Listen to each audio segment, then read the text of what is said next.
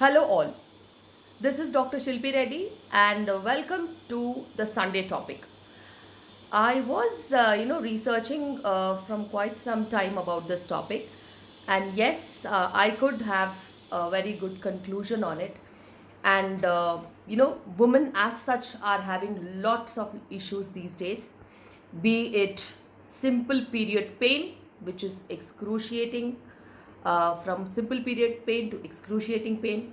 It can be endometriosis, it can be fibroids, it can be adenomyosis, it can be irregular periods, it can be PCOD, it can be fertility issues, or any issues related to male infertility, erectile dysfunctions, low sperm quality, uh, uh, you know fertility issues in the male, including normal forms are less, or there can be motility issues, or there can be severe oligospermia, or any other issues like gross issues like varicocele or anything. you know there is a basic origin in all these problems, and the grassroots level of these problems is hormone imbalance and lot of inflammation in the body. Where are these hormones coming from? Not in your body. In the body there is definite production of some kind of a hormone under the influence of your brain and under the influence of your normal hormones in the body. And there are external sources of hormone that are causing chaos, and that is one of the reason what I wanted to talk about today.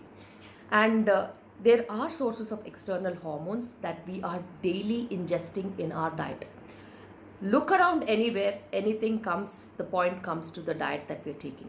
For example, I want to give you one such example, which is increasing the amount of hormones into our body. That is the dairy products that we are taking. If you do not check the quality of dairy products that you're taking, and the cows that are giving the milk are being injected, or the buffaloes that you're taking the source of milk are being injected with rampant hormones like estrogen hormone or prolactin hormone or any kind of hormone for enhancing the milk production, and also they have been artificially inseminated, artificially made pregnant, and they are continuously lactating in their entire lifetime. And these kind of hormones enter into the milk, and the milk that we are having, not only the milk, any kind of a milk product that we are having, if we do not check the quality of that milk product, we will be taking an external source of hormones. Now, what are these external source of hormones, especially the estrogen hormone or the other hormones that are contaminated in the milk and milk products do in your body? So they act as an external source influencing the current present hormones in your body. So if we take estrogen, there is excess of estrogen. When there is excess of estrogen in your body, along with the estrogen that is produced in you, that will in fact cause thickening of the endometrial lining, and the thickening of the endometrial lining can cause overbleeding. The thickening of the endometrial lining can cause clots. It can cause severe period pain, because the lining, which are supposed to be thin, if it is thick, again there will be release of prostaglandins there during the shedding, and it can cause enormous amount of pain. And this external estrogen hormone that we are taking in our diet, be it vegetables or injected, vegetables injected for their size, vegetables injected for their growth, and all these things, be it it can happen in chicken, it can happen in livestock, it can happen anywhere. So external sources of hormones that we are taking in can cause endometrial hyperplasias. It can cause endometriosis. It can cause extra estrogen, can cause increase in fibroids, increase in the incidence of fibroids, size of fibroids, increase in adenomyosis, which is the lining of the uterus entering into the uterus musculature, increasing the size of the uterus, all these things. And the similar kind of impact is seen even in men, the breast size increasing in men. Even if you can observe, children at the age of 7 and 8 years are having menarche. They are attaining periods, and that is a very small age to attain periods. If they are having lots and lots of milk products which have been contaminated with hormones, they are experiencing this kind of a thing. And even in children, there is rampant increase in breast size. They are having obesity, and also simultaneous increase in breast size also. So this is seen even in the male children. This is also seen in male adults, wherein the size of the breast is increasing, the gynecomastia problems are increasing. In fact, they are having fertility issues because of the external estrogen that is entering in their body. Now, all these things, one source is the unchecked dairy and the contaminated hormones that are coming through the dairy products. And it can come through the chicken and livestock that we are doing, meat and meat products that we are eating, and also in vegetables if we take the unregulated vegetables, or any other places where there are hormones entering into our body. Now, what they do, and they cause all these kind of hormonal issues in men and women. Other than this, also, people who are taking high fatty food, people who are not having adequate fiber, people who are constipated, again, there is a problem that is happening. What happens is, when you have any kind of a food, it goes into your gut, where it is absorbed, the intestines, it is absorbed, then all the hormones or whatever it is, they reach the liver. From the liver, they enter the gallbladder, and from the gallbladder, they excreted into the bowel again. So the large intestines. So when it is excreted into the bowel, that bowel has to empty on a regular basis.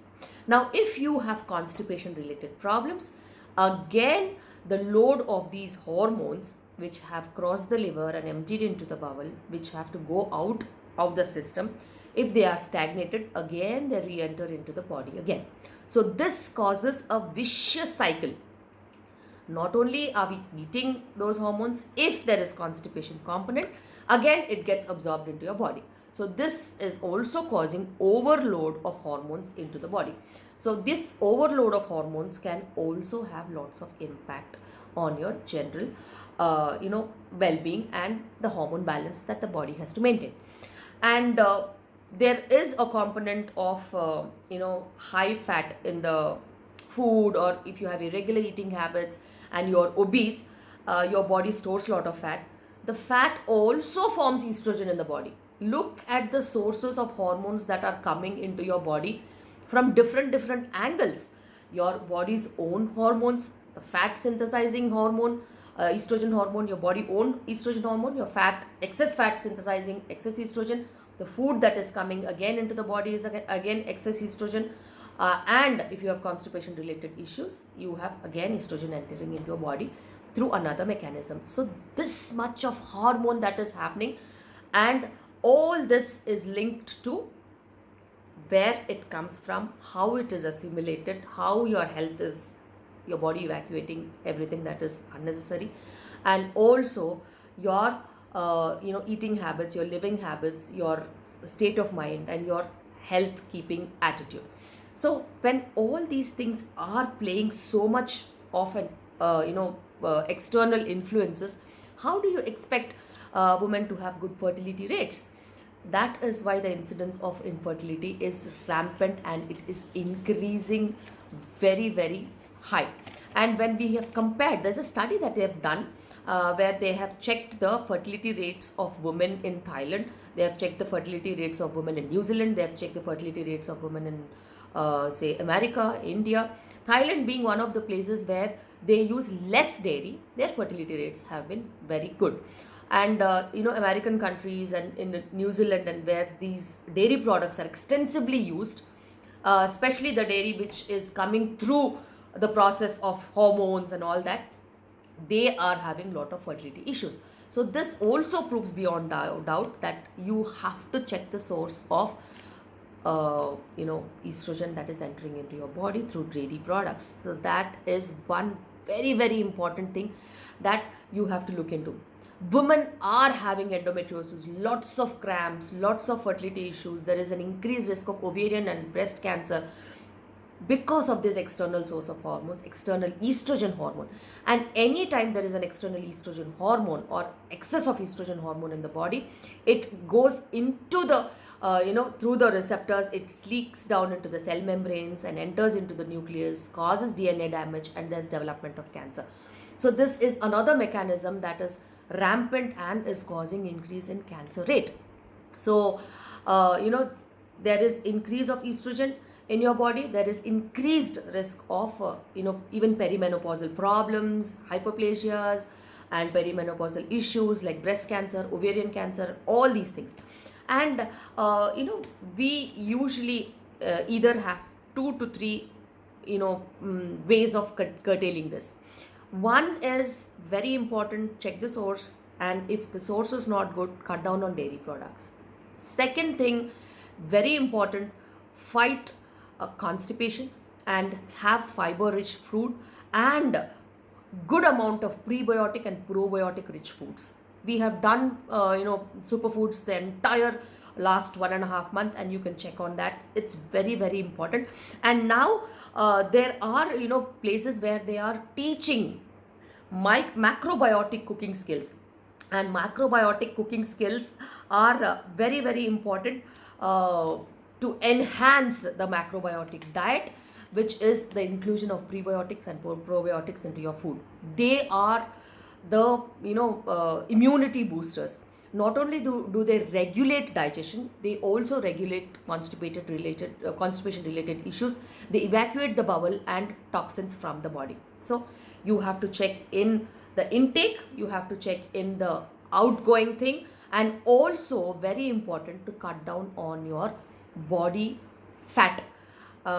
It's very important to note that it is not body weight that I'm talking about, it's body fat.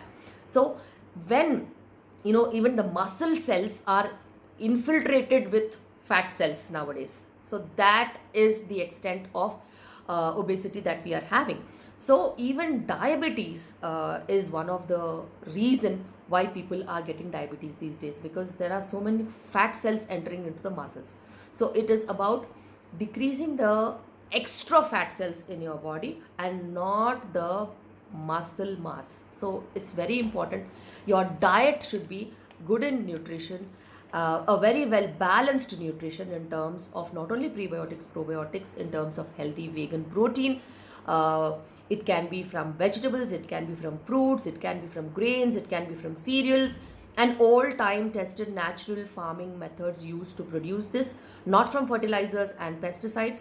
Make sure natural farming methods are used in the source where you're buying these things, and wherever possible, check for organic products. So this is one way to even cut down on inflammation that is coming into your body through external sources of food. And when we have to talk about plant-based foods, it can be vegetables, and it can be fruits, it can be cereals, or it can be grains, anything. Plant-based foods have good amount of fiber, good amount of nutrition, all vitamins, antioxidants, minerals, and they're well balanced, good amount of prebiotics, probiotics, and also they try to maintain your microbiome. So it is very important that plant-based foods have to be encouraged to keep yourself healthy.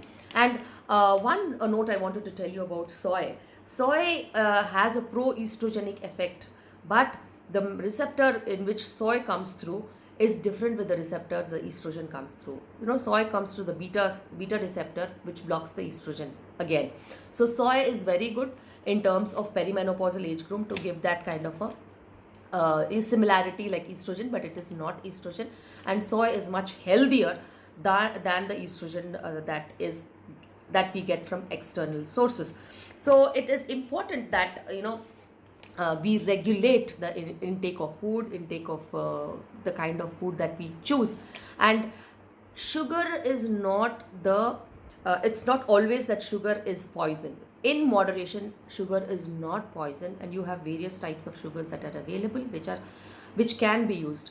The sugar that is coming from milk, that is the galactose.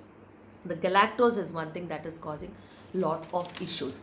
So milk protein and milk sugar, which is the galactose, is the one that is nowadays behind uh, the liver problems, and is one of the source of fertility issues, is what people are talking. And nutritionists are kind of trying to pick up relevant data, and research is very rampant in that scope. So have to be very very watchful. Make sure whatever source of milk that you're giving, or milk products that you're giving to your children, are tested, and they have to be definitely of good quality. Look into what you're eating, look into your habits, make sure you don't have constipation, make sure you don't have any other health problems, make sure you regulate your food pattern, and have food that is really helpful. And anybody who has these kind of complaints, like severe pain during periods, PCOD, endometriosis, fibroids, adenomyosis, infertility issues, be it men or women, please check on your intake of food which has got any such sources. Please eliminate them before you even try medications and treatments and all that. This is one thing that you have to be watchful of. So this is all about Sunday topic, and see you tomorrow morning yet again in Super Healthy Super Mornings with Dr. Shilpi.